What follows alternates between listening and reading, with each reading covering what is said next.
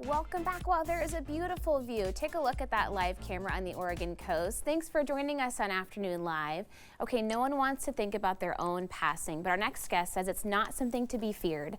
As a chaplain, she has helped thousands of people through their final moments, and she shares what she's learned about death and life in her new book, Everyday Awakening: 5 Practices for Living Fully, Feeling Deeply, and Coming into Your Heart and Soul. We welcome Catherine Duncan. Thank you so much for joining us.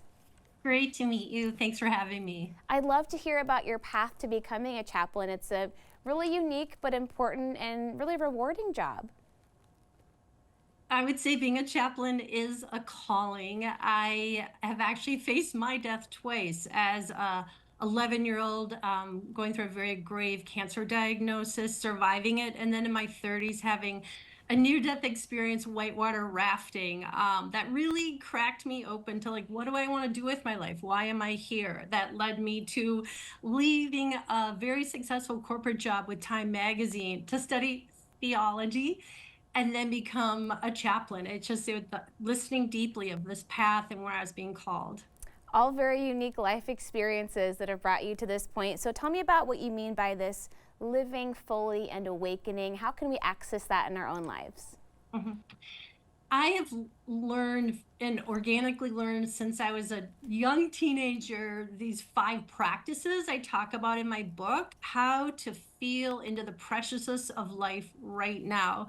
And I learned this at 11 years old when the medical staff, no one talked with me about having this grave diagnosis and all the treatment I was going through, and my family didn't talk to me, and out of nowhere faith that meant nothing, I started to pray to live to be 20, and I just felt this peace pour through my body not long after, and in knowing I was going to live. And that started me on the path of how do you live every day and being in the moment, opening your heart, feeling into flow, feeling into love. These are all practices I started learning as a teenager. Are there ways that we can tap into that kind of intention? You hear a lot of people with amazing stories like yours. You've kind of maybe encountered death and survived something. Is there a way we can channel that even if we haven't had that kind of a traumatic experience?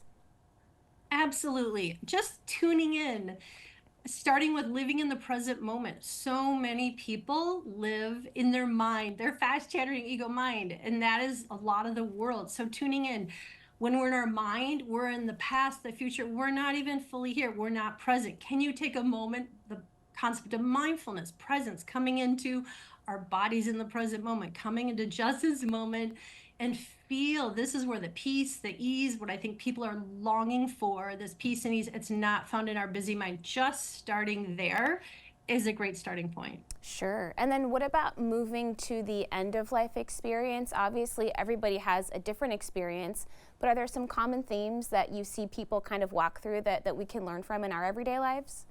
Yep.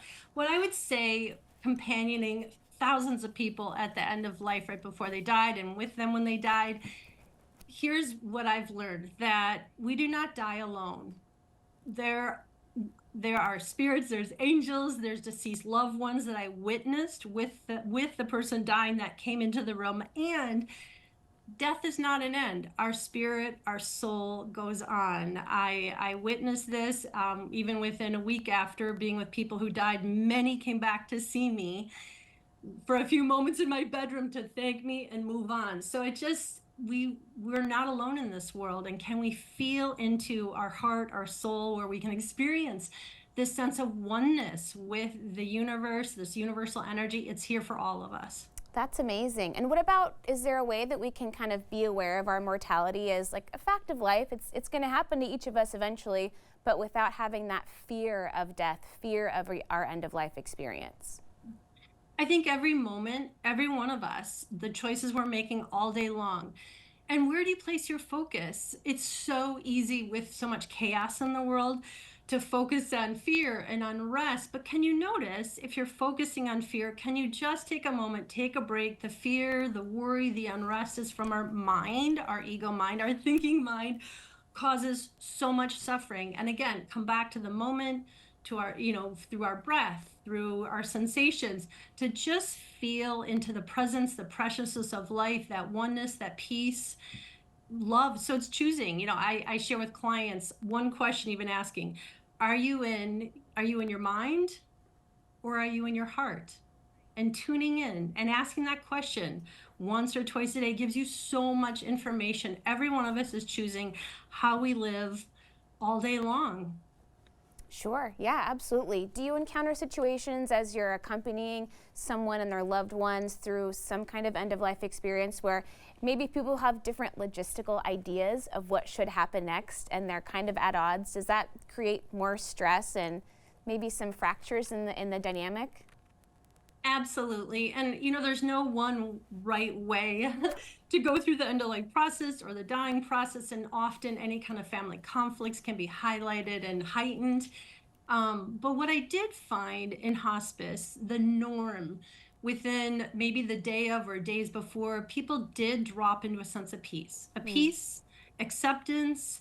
I experienced people just feeling just the love. In fact, many people at the very end of life, within a day or days, would say to me, "So this is it.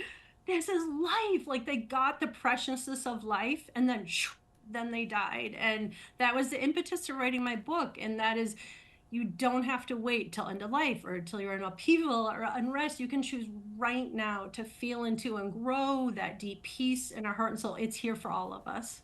That's so beautiful. Hey, thank you so much for spending some time with us. It was great chatting with you. Great to meet you. Thank you. Of course, Catherine's book again is Everyday Awakenings. We'll have more information on our website at katu.com. We'll be right back with more Afternoon Live right after this.